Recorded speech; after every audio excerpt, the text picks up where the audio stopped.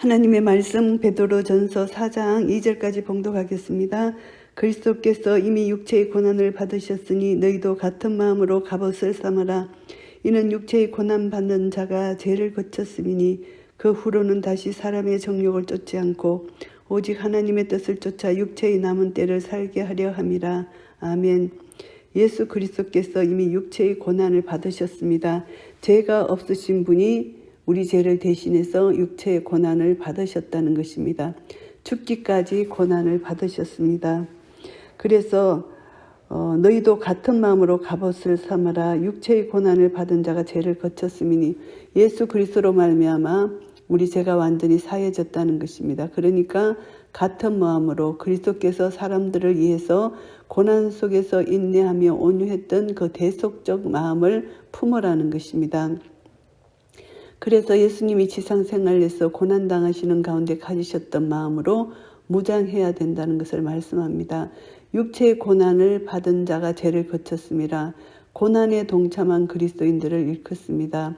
그래서 세례를 통해서 그리스도께서 당하신 고난과 죽음에 동참한 그리스도인들에게는 죄의 유혹과 건세가 이기지 못하여 죄가 끊어지게 된다, 이런 뜻입니다. 그래서 깨끗한 삶을 영위하고 성화의 삶을 경험하게 된다는 것입니다. 그래서 그리스도와 같은 마음으로 무장함으로 죄의 건세가 지배할 수 없는 성화의 삶을 영위하도록 권면하는 말씀입니다. 그 후로는 다시 사람의 정욕을 쫓지 않고 오직 하나님의 뜻을 쫓아 육체의 남은 때를 살게 하려 함이라. 그 후로는 육체 안에서 육체로 살아가는 지상생활, 남은 때, 시간의 흐름을 나타내는 것입니다. 그리스도인들이 이 땅에서 생명이 남아있는 시간을 의미합니다. 그래서 그때 우리는 그 남은 때를 어떻게 살아야 되냐 하면은 사람의 정욕대로 살지 말라는 뜻입니다. 사람의 정욕대로 살면은 반드시 멸망할 수밖에 없다. 그래서 오직 하나님의 뜻을 따라서 남은 때를 살아라는 것입니다. 하나님의 뜻, 하나님을 경외하고 형제를 사랑하며 하나님께서 성도들에게 행하시고자 하시는 하나님의 말씀, 이 땅에 사는 동안 이웃을 사랑하고 하나님을 사랑하고 섬기라는 거, 고난 받으라는 것입니다. 주를 위해서, 하나님 영광을 위해서. 그래서 그리스도인들은 이 세상에서 살아가는 동안 타락된 본성에서 비롯된 죄악을 버리고 하나님의 뜻을 따라 행해야만 한다는 것을 말씀하고 있습니다. 너희가 음란과 정욕과 술취함과 방탕과 연락과 무법한 우상숭배를 하여 이방인의 뜻을 쫓아 행한 것이 지나간 때가 족하도다. 이방인의 뜻을 쫓아 한 것이 지나간 때가 족하다.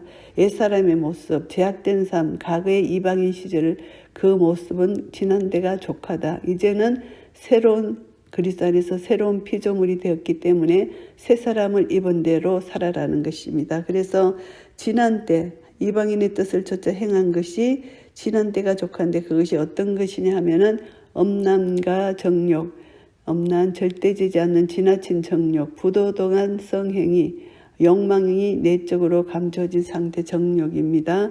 그리고 술 취한 방탕, 술로 취해서 이제 방탕한 생활을 할 수밖에 없고 또 거리를 쏟아내며 난동을 부리는 것, 이것이 방탕한 생활이라고 합니다.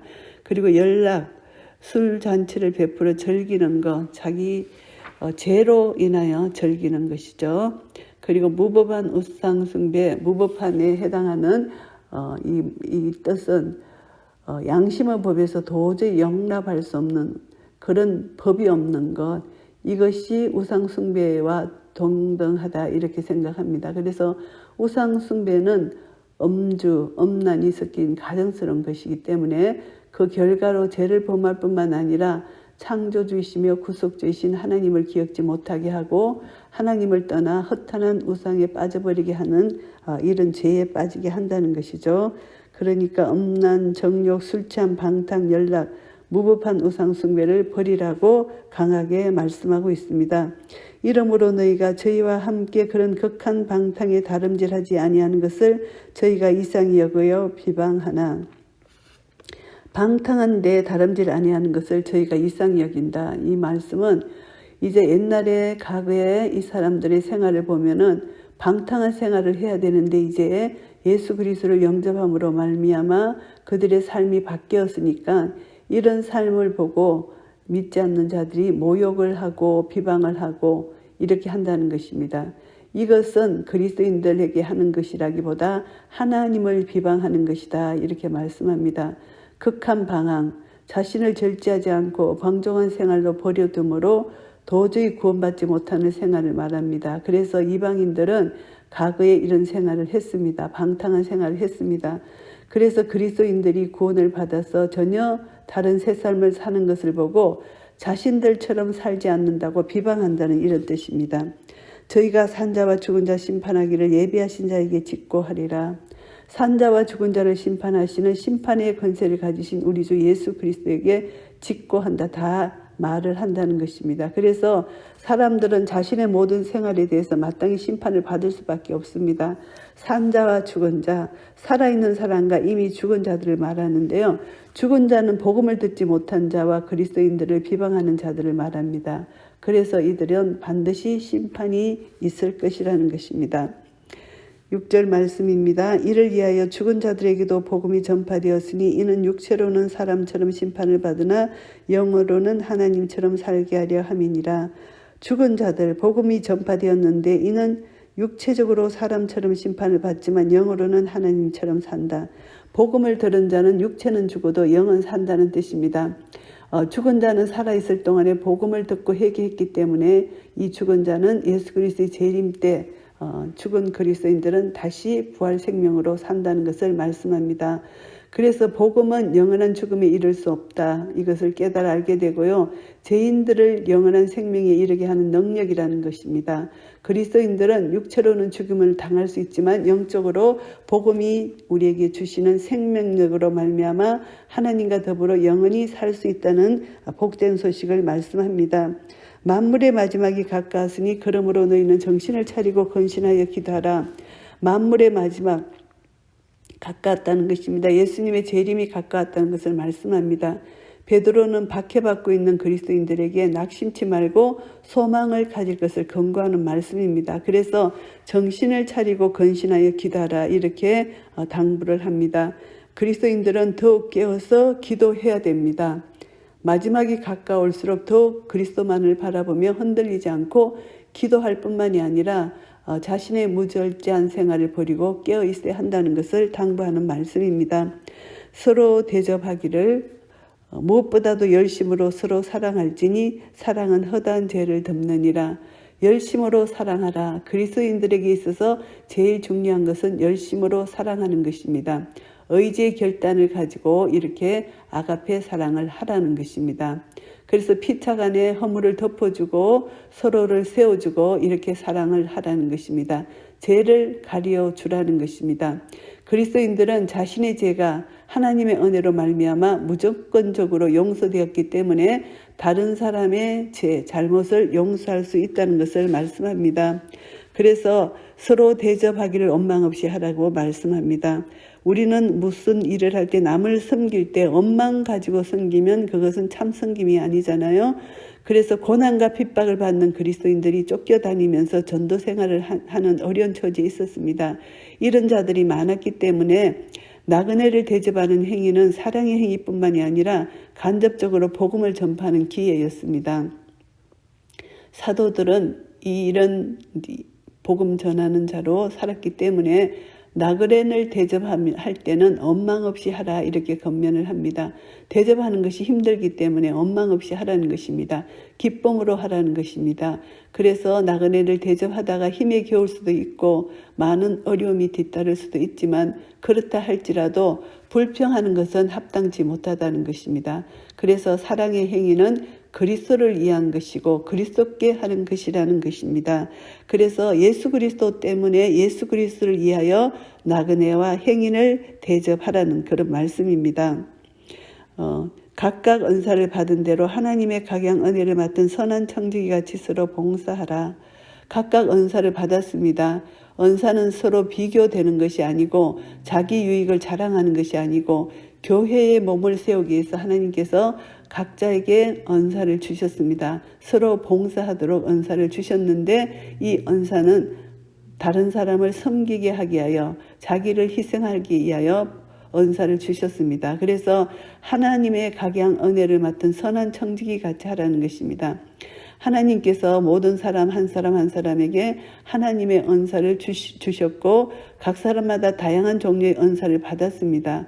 이것이 청지기입니다. 그래서 청지기로서 직분을 감당하기 위해서는 우리는 그리스도의 은사를 사용하는데 그리스도인들은 이 은사를 가지고 하나님의 교회를 섬기고 봉사하고 관리하는 자로서 받은 은사를 자기의 유익을 위해서가 아니라 교회의 유익과 덕을 위해서 하라는 그런 말씀입니다. 11절 말씀입니다. 만일 누가 말하려면 하나님의 말씀을 하는 것 같이 하고 누가 봉사하려면 하나님의 공급하시는 힘으로 하는 것 같이 하라. 이는 범사의 예수 그리스도로 말미암아 하나님의 영광을 받으시게 하려 함이니 그에게 영광과 권능이 세세에 무궁토록 있느니라. 아멘. 만일 누가 하나님의 말씀을 누가 말하려면은 하나님의 말씀을 하는 것 같이 하라는 것입니다. 하나님 말씀처럼 성경 말씀처럼 그리스도인들은 공적이든 사적이든 간에 입에서 나오는 하나님 말씀과 같이 말씀을 하는 것과 같이 하라는 것입니다. 이것은 말씀을 표본 삼아서 하나님의 영광을 위해서 말을 해야 된다는 것을 말씀하고요. 그리고 봉사하려고 하면 하나님이 공급하시는 힘으로 하는 것 같이 하라. 각자에게 주어진 은사로 가지고 이제 주님의 몸된 교회를 섬기고 봉사할 때 하나님께서 아낌없이 공급해 주시는 그런 힘과 능력이라는 것을 염두에 두고 이것은 내가 하는 내 힘이 아니고 하나님으로부터 공급받은 힘이다. 이렇게 생각하고 겸손하게 청지기 직분을 하나님의 능력을 공급받아 한다는 것으로 생각하고 봉사하라는 이런 뜻입니다. 그에게 영광과 권능이 세세에 무궁토록 있느니라. 아멘. 이 모든 것이 하나님의 영광을 위해서 하는 것이고 하나님의 영광은 세세에 무궁토록 있다는 것입니다. 그래서 예수 그리스도가 곧 하나님이시고 영광이 예수를 통해서 하나님과 연결되기 때문에 우리는 영광과 권능이 세세 무궁토록 하나님께 있다는 것을 우리는 선포하면서 우리의 모든 삶을 통해서 우리에게 주신 은사를 통해서 하나님의 영광만을 위해서 우리는 행해야 된다. 하나님께만 영광 돌려야 된다. 이 말씀을 하고 있는 것입니다. 사랑하는 자들아 너희를 시련하려고 오는 불시험을 이상한 일 당하는 것 같이 이상히 여기지 말고 불시험이 온다는 것입니다. 그리스도인에게 주어지는 시련이 불같이 뜨거움을 상징합니다. 현재도 고난을 당하고 있고 장차 계속 다가올 시험임을 여기서 말씀합니다. 시험을 당했는데 이상한 일 당하는 것 같이 이상히 여기지 말라. 하나님께서 허락하신 시련이고 그 고난의 동참을 통해서 하나님께서 기쁨과 영광에 참여케 하실 것이라는 것을 말씀하고 있습니다. 그러니까 이상한 일로 여기지 말라. 오직 너희가 그리스도의 고난에 참여하는 것으로 즐거워하라. 이상히 여기지 말고 그리스도의 고난에 참여하는 것으로 즐거워하라고 말씀하십니다. 고난을 당하는 것은 힘들고 어려운 일이지만 그리스도의 이름을 위한 것이라면 그것은 가치 있는 것이다. 이렇게 말씀하고 있습니다. 그래서 고난에 참여하는 것으로 즐거워하라고 말씀하시고 이는 그의 영광을 나타내실 때에 너희로 즐거워하고 기뻐하게 하려 함이라. 그의 영광을 나타내실 때 우리 그리스도인들은 그리스도를 위해 고난을 받을 때 이제 장차 예수님 재림하실 때 주어질 영광과 승리를 바라보면서 어떤 상황 조건 가운데서도 우리는 즐거워할 수 있다는 것입니다. 그래서 현재의 당한 고난, 육체적으로 정신적으로 견디지 못할 정도의 어려움을 당하지만 그날의 영광을 생각하면은 능히 이기고도 남을 만한 것이다. 그러니까 기뻐하라고 말씀하십니다. 이 세상에서 당하는 고난, 그러나 장차 나타날 영광의 그 기쁨과 비교가 안 되기 때문에 고난보다 즐거움과 기쁨이 훨씬 더 큰 것임을 여기서 말씀해 주시기 때문에 우리는 이것을 교훈받아서 지금 힘들고 어려운 상황에 있지만 믿음으로 장차 예수님의 재림을 바라보면서 기뻐하고 즐거워할 수 있다는 것을 말씀합니다. 너희가 그리스도의 이름으로 욕을 받으면 복 있는 자로다. 영광의 영, 곧 하나님의 영이 너희 위에 계심이라. 그리스도의 이름으로 욕을 받으면 그리스도의 이름으로 고난을 당하고 모욕을 당하고 어려운 힘든 일을 당하면은 그리스도께서 지상생활에서 당하신 고난에 동참하는 것이게 됩니다. 그래서 나중에 주님의 재림 때 영광에 참여한 복된 자가 될 것이라는 것입니다. 그래서 영광의 영, 하나님의 영이 너희에 계신다. 하나님이 우리와 함께 계신다. 성령님으로 하나님이 영광의 영, 예수 그리스도의 이름으로 인해 핍박을 받는 사람들에게 예수 그리스도를 통해서 임하게 된다. 성령님의 임재는 하나님의 소유됨을 인정하는 것입니다. 그래서 우리가 성령님은 그리스도의 마음속에 이제 임재해 계셨고 스데반이 순교할 때도 하나님의 영이 임했습니다. 그래서 그리스도인들은 성령의 임재를 통해서 하나님의 소유가 되었고 그리스도의 이름으로 인한 고난에 동참할 때 하나님의 속성인 영광을 보게 된다는 말씀입니다. 15절 말씀입니다. 너희 중에 누구든지 살인이나 도적질이나 악행이나 남의 일을 간섭하는 자로 고난을 받지 말려니와. 그리스도인이 받는 고난은 그리스도의 이름 때문에 받는 것이라야 되지 세상에서 자기가 잘못한 것 때문에 고난을 받아서는 안 된다는 것을 말씀하고 있습니다. 그래서 만일 그리스도인으로 고난을 받은 적 부끄러워 말고 도리어 그 이름으로 하나님께 영광을 돌리라. 예수 그리스도를 이름으로 인하여 받는 고난은 오히려 부끄러움이 아니고 하나님께 영광을 돌려드리는 것이라는 것입니다. 그래서 그리스도를 믿는 것 때문에 우리는 고난을 받게 되면 이것은 부끄러운 것이 아니다. 하나님께 영광을 돌려드리는 고난이라는 것을 말씀합니다. 하나님 집에서 심판을 시작할 때가 되었나니 만일 우리에게 먼저 하면 하나님의 복음을 순종치 아니하는 자들의 그 마지막이 어떠하며. 심판은 하나님의 집에서 시작한다는 이 말씀은 구약시대 선지자들의 예언에 의해서 하나님의 심판이 성소에서 시작된다고 했기 때문입니다. 종말의 모습이 먼저 그리스도인들에게 임해서 성결케 되고 그 다음에 확대되어서 이 종말의 심판이 임할 것이라는 것을 말씀합니다. 만일 우리에게 먼저 하면 하나님의 복음을 순종치 아니하는 자들의 그 마지막이 어떠하며. 이 말씀은 심판 앞에서는 아무도 피할 수 없다는 것입니다.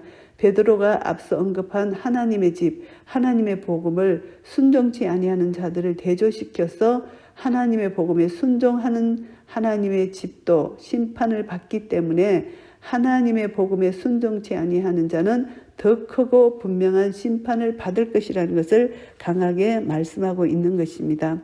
또 의인이 겨우 구원을 얻으면 경건치 아니한 자와 죄인이 어디 있으리요. 의인이 겨우 구원을 받는다면 죄인 경건치 않는 자는 설 자리가 없다는 것입니다. 구원은 쉽게 얻는 것이 아니다. 어려운 불시험을 통과하여야만 된다는 것입니다. 그래서 경건한 자들이 얻는 구원도 겨우 얻는 것이라 이렇게 표현을 합니다. 그래서 의인인 그리스도인도 심판을 통해서 겨우 구원을 얻는다는 것입니다. 의인들도 그러할진데 경건치 않는 자들, 죄인들은 어떻게 이것을 심판을 견딜 수 있을 것인가? 멸망당할 것이다. 그래서 방탕한 길에서 빠지지 말고 깨어 있으라 이런 뜻입니다. 또 의인이 겨우 구원을 얻으면 경건치 아니한 자 죄인이 어디에 서리요. 이 말씀이 바로 우리는 깨어서 건신하여 끝까지 주님의 구원을 완성을 위해서 우리는 거룩한 삶을 살아라고 우리에게 강하게 말씀하고 있습니다. 그러므로 하나님의 뜻대로 고난을 받는 자들은 또한 선을 행하는 가운데 그 영혼을 미쁘신 조음을 주께 부탁할지어다. 그러므로 하나님 뜻대로 고난을 받는 자들, 하나님 뜻대로 고난을 받는다는 것은 그리스도의 영광을 위하여 그리스도인이라는 이름으로 찾아오는 많은 고난, 시련, 핍박, 이것을 겪는 것이 하나님의 뜻대로 받는 고난입니다. 이 모든 고난 가운데서도 하나님이 지켜주시고 돌봐주시기 때문에 그 고난 가운데서 그리스도인들은 성화의 과정을 거쳐서 구원에 이른다는 것입니다. 그래서 선을 행하는 가운데 그 영혼을 미쁘신 조물주께 부탁하라는 것입니다.